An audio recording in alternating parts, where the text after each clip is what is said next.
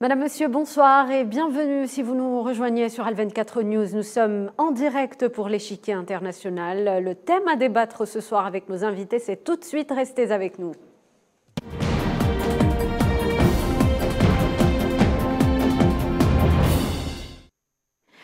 Sommes-nous face à une nouvelle ère dans les relations algéro-françaises? C'est la question qu'on se pose ce soir au moment où la visite d'État du président algérien Abdelmajid Tebboune en France est enfin confirmée. On en sait désormais davantage sur cette visite. Les deux présidents algériens et français ont convenu lors d'un entretien téléphonique de l'organiser à la deuxième moitié du mois de juin, selon un communiqué de la présidence algérienne. Les choses semblent petit à petit rentrer dans l'ordre entre les deux capitales après une série de brouilles. Que révèle alors cette prochaine visite d'État et surtout que va-t-elle apporter à l'Algérie dans le contexte actuel? Nous allons dans ce numéro de l'échiquier international tenter de dresser une prospective des relations algéro-françaises avec nos invités. De Paris, on retrouve Ishaq Benhizia, analyste politique spécialiste des questions internationales. Bonsoir. Bonsoir. Gamal Abina, analyste spécialiste des questions internationales, est également notre invité. Bonsoir Gamal. Bonsoir et merci pour l'invitation. Et nous allons retrouver dans un tout petit instant Mustafa Mekidash, expert international en économie. Une visite d'État en vue et qui se confirme, il faut le souligner, avec quelques avancées, dont la question mémorielle avec la tenue, vous le savez, la semaine dernière, de la toute première réunion de la commission mixte Histoire et Mémoire. Alors messieurs, d'abord, comment percevez-vous tous ces derniers développements? Est-ce qu'ils préparent réellement le terrain à une nouvelle ère dans les relations algéro-françaises? D'abord, Ishaq Benhizia.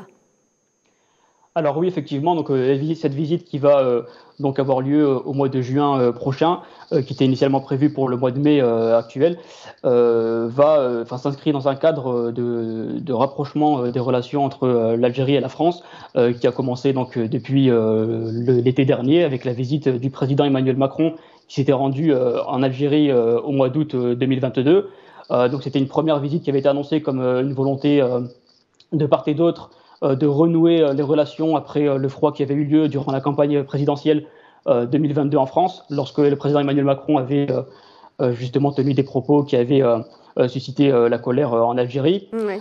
Et donc ensuite, nous avons eu cette visite à l'automne dernier donc du gouvernement Borne en Algérie également, qui était également un marqueur de cette volonté française de renouer également sur le plan économique avec l'Algérie, puisqu'elle était accompagnée d'une importante délégation ministérielle et d'hommes d'affaires également. Oui. Ensuite, nous avions eu également à l'hiver dernier la visite du chef d'état-major Saïd Chengriha donc à Paris. Donc c'était une visite assez inédite puisque c'était la première fois qu'un chef d'état-major algérien se rendait en France depuis très longtemps. Ouais. Ça avait été annoncé justement aussi comme une volonté, comme également un signe de rapprochement et de réchauffement des relations sur le plan stratégique entre les deux pays.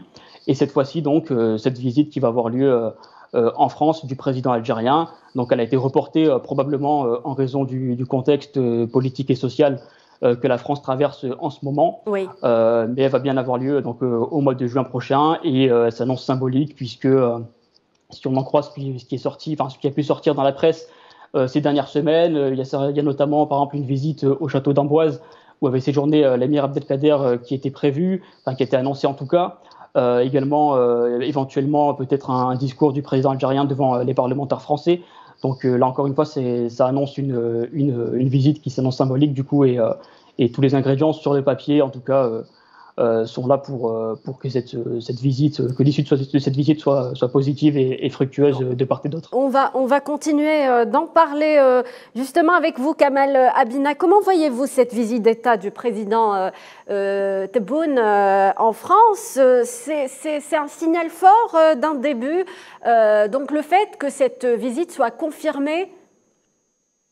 Alors oui, ça vient d'être dit à l'instant, il y a plusieurs couacs à un moment donné, beaucoup de rapprochements. Il faut se souvenir tout de même que Macron, avant son élection en 2017, avait parlé, c'était la première fois que le chef d'État français a pu développer un discours aussi offensif sur le plan historique. Il avait parlé de crime contre l'humanité, et puis quand il est rentré en France, il s'est ravisé. Donc il y a bien des éléments contradictoires en France qui font qu'il y a une difficulté à apaiser la relation, parce qu'il y a des gens en France, du côté du mouvement de Macron, puis c'est un mouvement politique, qui sont pas forcément favorables à cela, et de l'autre côté, les gens favorables. Oui. Donc c'est une visite qui est hautement symbolique, on l'a bien compris. Il y aura certainement au Château d'Amboise, c'était prévu. Alors c'était repoussé comme pour le roi d'Angleterre pour des raisons sociales, parce que la France traverse une turbulence sociale assez importante. J'ai pas besoin de les rappeler ici. Mais surtout, c'est un ami qui va le recevoir, d'ailleurs, M. Macron, et il m'en a fait part, par rapport au fait de fleurir les tombes de la famille de l'Émir Abdelkader, puisque c'est un Algérien, on en reparlera peut-être plus tard, qui a offert une sépulture digne à cette famille. Donc c'est une symbolique très forte qui va puiser sa source à la conquête de l'Algérie 1830 et les 17 ans de résistance de l'émir, que Macron reconnaîtra. Macron qui n'a pas seulement fait que les couacs, puisqu'il a aussi déposé le 16 octobre dernier, par rapport au 17 octobre, les événements des massacres des Algériens à Paris, une gerbe de fleurs du côté de la banlieue parisienne. Macron a fait beaucoup de gestes importants et parfois des gestes contradictoires, c'est vrai, mais il n'en demeure pas moins que la relation entre M. Tebboune et M. Macron est une relation qui est saine et bonne parce que, comme le disait le président algérien, c'est le seul président aujourd'hui, plus que Chirac, plus que tous ses prédécesseurs, qui est résolument porté vers la résolution de la crise entre l'Algérie et la France, bien évidemment, et surtout qui a voulu régler la question mémorielle en faisant cette fameuse commission mixte qui, pour une fois, va écrire l'histoire telle qu'elle s'est vraiment passée et non pas telle qu'elle a été perçue de façon très réductrice par la politique française en général et les historiens qui font les livres d'histoire en France. Mustapha Mekidesh vient de nous rejoindre. Bonsoir, Monsieur Mekidesh. Bonsoir. Donc c'est une nouvelle page qui se tourne dans les relations algéro-françaises.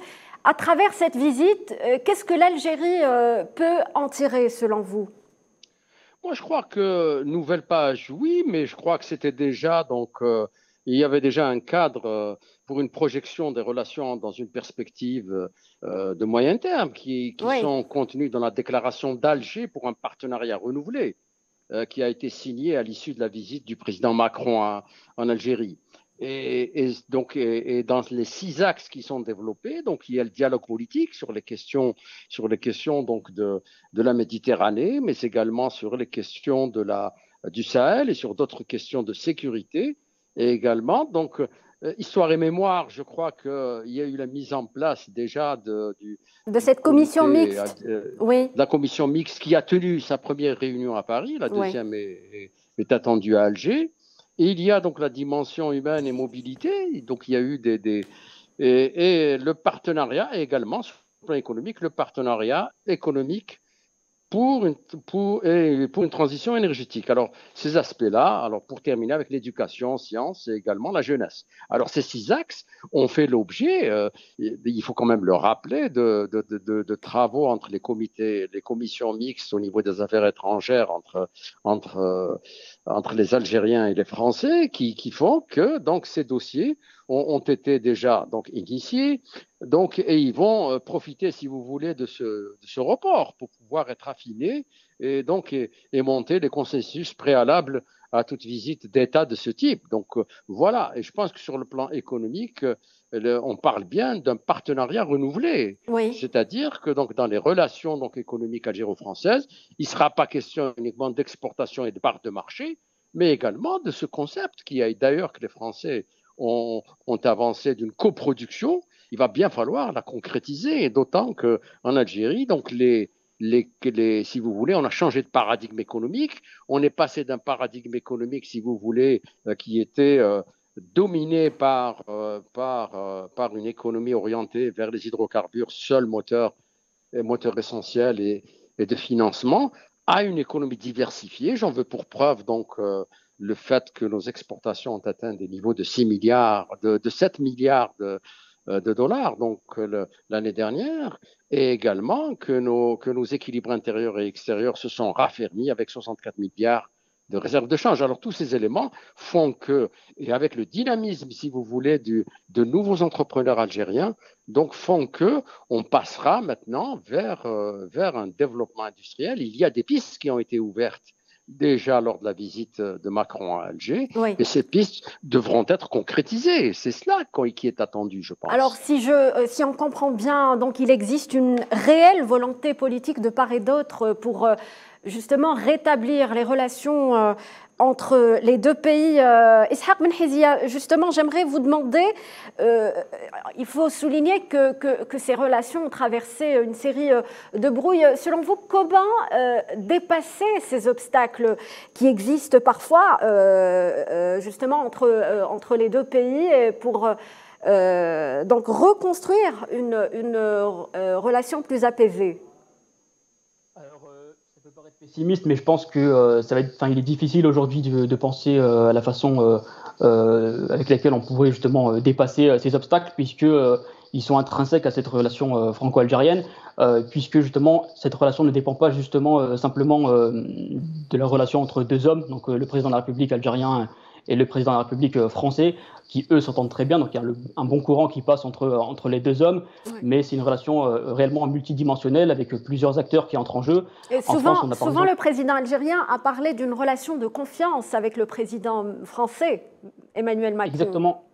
Exactement, il y a une véritable amitié, si je puis dire, qui existe entre les deux hommes.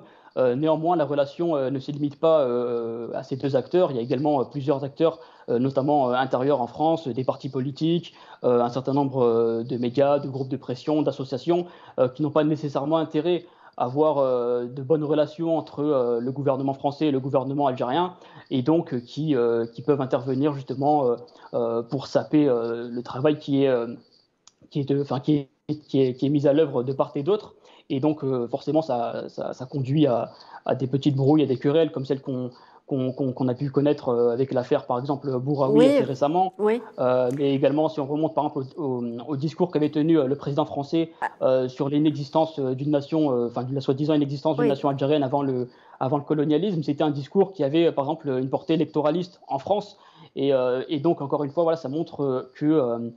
justement, le président français doit aussi tenir compte d'une opinion publique en France qui n'est pas nécessairement favorable à ce rapprochement. Et donc, il doit composer avec, notamment en période électorale, comme on l'a vu. Il y a eu ce discours, mais il y a aussi eu l'affaire des visas, par exemple, qui avait suscité la colère en Algérie. Là aussi, il y avait aussi une visée électoraliste. On était en période électorale et il y avait une volonté justement de conquérir un certain électorat à droite et à l'extrême droite. Donc, je pense que tant que les sociétés civiles, si je puis dire, ne sont pas complètement réconciliées, qu'on aura toujours d'un côté un certain nombre d'acteurs parallèles qui œuvrent justement en coulisses pour tenter de... Alors, justement, la question qui se pose actuellement, comment éviter tous ces obstacles dont vient de parler Ishaq Ben Hizia Gamal Abina, selon vous? Il y a plusieurs éléments. D'abord, j'étais à l'initiative avec, à l'époque, le fils d'un grand combattant algérien que vous connaissez, donc Sami Boumendjel, c'est le fils d'Ali Boumendjel qui a été assassiné par la France coloniale et pour lequel Macron, malheureusement un peu tard, puisque Sami nous a quittés en 2014, qui était un très bon ami, n'a pas pu voir la réhabilitation de son père qui avait été assassiné par l'armée française, clairement. Donc la question qui se pose, c'est de se dire, on avait écrit un texte ensemble qu'on avait envoyé à l'Assemblée nationale, à chaque député, un texte qui a été rédigé et envoyé par courrier physique, dans lequel nous parlions d'une dynamique de co-développement, de co-localisation, c'est un mot qui était consacré à l'époque, pour que la France puisse créer des liens avec l'Algérie, naturels, de puissances importantes qui pourraient co-développer, comme l'Allemagne l'a fait avec les pays de l'Est, et ça n'a pas été fait. Pourquoi? Parce qu'évidemment, ça tourne toujours en rond, parce qu'il y a toujours des sabotages, et qu'effectivement, il y a les anciens d'Algérie française, des racistes qui sont de plus en plus nombreux, et surtout des gens qui ne veulent surtout pas d'une relation apaisée entre la France et l'Algérie. Donc vous soulignez, vous évoquez justement le dossier mémoriel qui reste... Absolument. Oui. Vous savez, il y a un seul pays au monde qui a été incapable de reconnaître les crimes de masse. Je vais parler des chiffres français. Quand sont des chiffres algériens du 1 500 000 martyrs, auxquels nous tenons évidemment, parce que nous avons tous été impactés par cette guerre violente. Les Français parlent à peu près de 300 à 400 000 morts. Le rythme de destruction et d'assassinat à la semaine, c'est 600 personnes. Ça correspond en gros à un Oradour sur glane par semaine. Le chiffre est astronomique si on s'en tient aux chiffres français. Les historiens français les plus réservés sur la quantité de morts en Algérie. Pour reconnaître des crimes pareils, c'est difficile, surtout quand on se drape derrière les droits de l'homme, les principes humains et toutes ces choses-là. Donc les Français ont du mal à le faire. Ensuite, l'affaire Bouraoui est illustration parfaite de ces résistances, de certains acteurs, certains services français qui volontairement sabotent M. Macron dans sa relation avec l'Algérie. Et d'ailleurs, j'en veux pour preuve, le discours qu'il a tenu en Afrique, M. Macron, par rapport à la relation entre la France et l'Afrique du Nord, et particulièrement l'Algérie, était très clair. Il a dit, les gens ne veulent pas que notre relation avec M. Tebboune soit bonne. Mais, comme De Gaulle et Adenauer, pour dépasser ces petits jeux un peu vicieux et politiciens. Il faut que les hommes se rencontrent et disent enfin, pour la première fois dans leur existence, je parle de M. Macron qui se grandirait à cela, reconnaissent les crimes de guerre et demandent officiellement, au nom de la France, comme Chirac l'a fait par rapport aux Veldiv et aux Juifs, nous demandons pardon à l'État algérien et au peuple algérien, car c'est avec les peuples qu'on fait la paix. Une fois que ce sera fait, effectivement, on pourra obtenir plus. Et là, je suis un peu plus mesuré, ça a été dit par votre second interlocuteur, la question de l'investissement entre la France et l'Algérie est tellement faible et marginale qu'aujourd'hui, c'est les Chinois qui sont premiers partenaires avec l'Algérie et surtout que la volonté des hommes d'affaires français... Vous parlez des Français, vous parlez de la France. Oui. Je parle bien de la France et des hommes d'affaires français. Ils n'ont pas vocation à investir pour qu'il y ait un co-développement. On va justement poser la question à Mustapha Mekidesh. Malgré donc ce passé colonial, selon vous, comment atteindre cet équilibre dans les rapports entre Alger et Paris? Est-ce qu'on peut justement dépasser ces différends sur l'histoire notamment? Moi, je crois que je voudrais juste préciser quelque chose, c'est que les deux chefs d'État qui ont une relation positive particulière, ils l'ont parce qu'ils représentent en dernière analyse les intérêts fondamentaux des deux États au plan économique et au plan stratégique.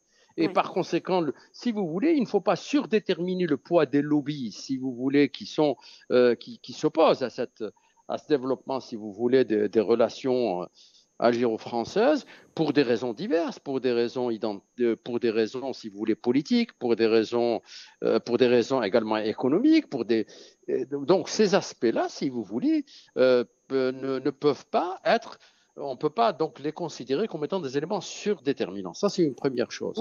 Une deuxième chose, c'est que effectivement, il y a donc si vous voulez, depuis Chirac et puis ensuite depuis Montebourg, des engagements faits par la coproduction. Le concept de coproduction n'est pas né chez nous, il est né en France, pour pouvoir avoir une coproduction industrielle en Algérie. Alors justement, Gamal Abdina, pardonnez-moi, Monsieur Mekidesh, Gamal Abdina dit que justement, il ne faut pas miser sur la France au regard des difficultés qu'elle vit actuellement. Quel est votre point de vue? Mais l'Algérie a une stratégie, si vous voulez, maintenant, si vous voulez, on est dans un monde multipolaire avec, si vous voulez, des capacités technologiques, industrielles, financières et industrielles diversifiées. Donc, l'Algérie a une politique, si vous voulez, de diversification de son économie avec des partenaires de premier plan dans tous les domaines.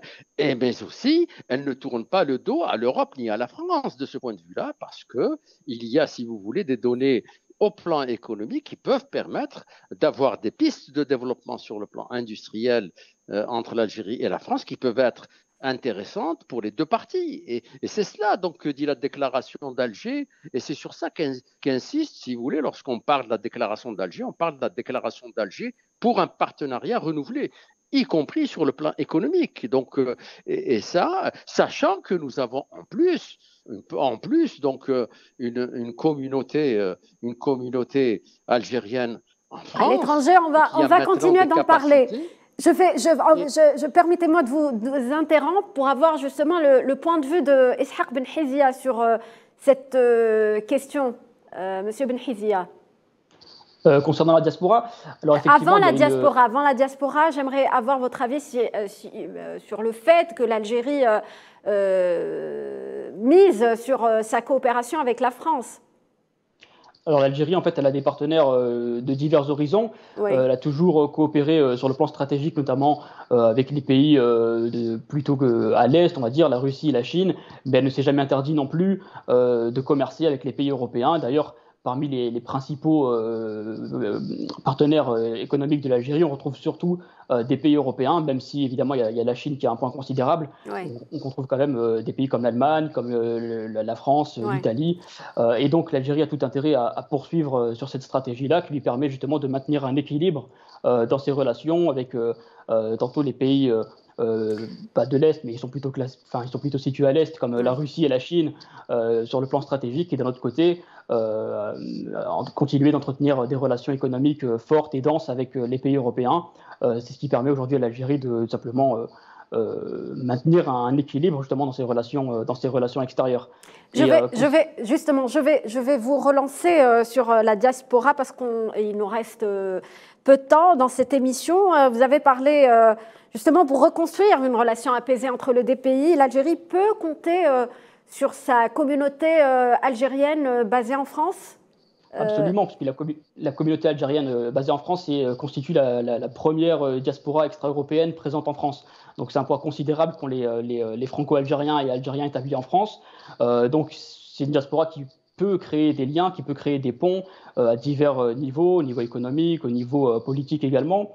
Il est vrai aussi que la diaspora algérienne a longtemps été un petit peu marginalisée par les autorités algériennes. Aujourd'hui, il y a une volonté de changement. On remarque qu'en Algérie, il y a une volonté justement d'intégrer davantage cette diaspora. Et donc, effectivement, oui, elle peut servir de levier, de fer de lance, justement, pour construire justement des ponts au niveau économique entre les deux États. Également, aussi, il faut souligner que cette diaspora est constituée également de cerveaux algériens qui sont partis s'exiler en Europe, qui sont partis étudier, qui ont été formés dans des universités reconnues mondialement et qui pourraient justement apporter des compétences à leur pays d'origine. Il faudrait simplement qu'ils trouvent en Algérie un cadre idéal pour venir s'installer, pour venir apporter toutes leurs compétences. Ils n'attendent que ça, je pense. Et donc, oui, effectivement, cette diaspora peut jouer un rôle majeur dans le rapprochement entre les deux pays. Je pose également la question à Gamal Abdina. Selon vous, quel rôle pourrait jouer donc la communauté algérienne basée en France dans le développement et puis, quelles sont ses attentes aussi, Gamal? Alors, je peux les traduire très rapidement, les attentes, puisque je fais partie de cette diaspora, à savoir, il y a une chose, on a 15 jours du 8 mai 45. L'autre 8 mai, qui est cher au cœur de tous les Algériens, c'est les massacres de Sétif, Guelma et Kherata. Si M. Macron veut faire un geste fort, il faut qu'il en parle aussi. Ça, c'est important. C'est pas seulement la fin de la Seconde Guerre mondiale. Mais surtout, sur la question de la diaspora, j'ai participé à une réunion récemment à la mosquée de Paris, qui avait été initiée par le recteur de la mosquée de Paris. Oui. Et on a essayé de trouver des cadres, des compétences, dans le domaine culturel aussi, pas seulement dans le domaine des affaires et du business. Et on s'est rendu compte qu'il y a une réponse très importante qui était apportée par la diaspora, dont les compétences sont foison. Alors, qu'est-ce qui se passe? Moi, j'ai envie de lancer brièvement, Gamal, pour donner la parole à M. Mekidesh. Oui. Un appel vibrant que je lance aux autorités algériennes. S'ils veulent que la diaspora s'inscrive dans la bataille pour l'Algérie, parce qu'ils sont ultra-nationalistes, il n'y a aucun problème là-dessus, il faut créer un tissu économique, d'abord bancaire.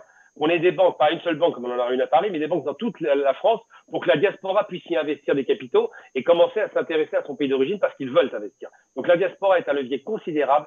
20% de la population algérienne est en dehors des frontières. Il faut en tenir compte et je pense que si on met un tissu bancaire en place, ça permettra de pouvoir dynamiser l'investissement naturel des Algériens et de l'étranger. Mostafa Mekidesh, en 30 secondes, est-ce qu'il faudrait justement être plus à l'écoute de cette communauté algérienne basée en France? Tout à fait. Et on peut être surpris, si vous voulez, du nombre et de la qualité, surtout dans la génération digitale, là, donc les jeunes Algériens donc de la diaspora qui ont à la fois les capacités, les ressources et également maintenant l'économie est digitalisée, tout est dématérialisé et avec donc la nouvelle loi sur les investissements et les mesures prises en direction de la diaspora par le président de la République, tous ces éléments, et à mon avis donc il y a une attention plus soutenue et il y a donc, si vous voulez, donc cette diaspora qui va être un pont dans ce partenariat et également pouvoir, si vous voulez, venir investir de plusieurs façons possibles et avec donc une dématérialisation. Ils ne sont pas obligés d'être physiquement en Algérie pour pouvoir apporter leur expérience technologique. Ils sont dans tous les domaines. Merci, ils sont dans Monsieur le digital, Mekidesh. ils sont dans les différentes industries. Merci, voilà. Monsieur Mekidesh, pour ces informations. Merci en tout cas à mes trois invités pour leur contribution autour de ce thème qui concerne les relations algéro-françaises. Merci à vous, chers téléspectateurs, de nous avoir suivis. Passez une très bonne soirée sur Al24 News.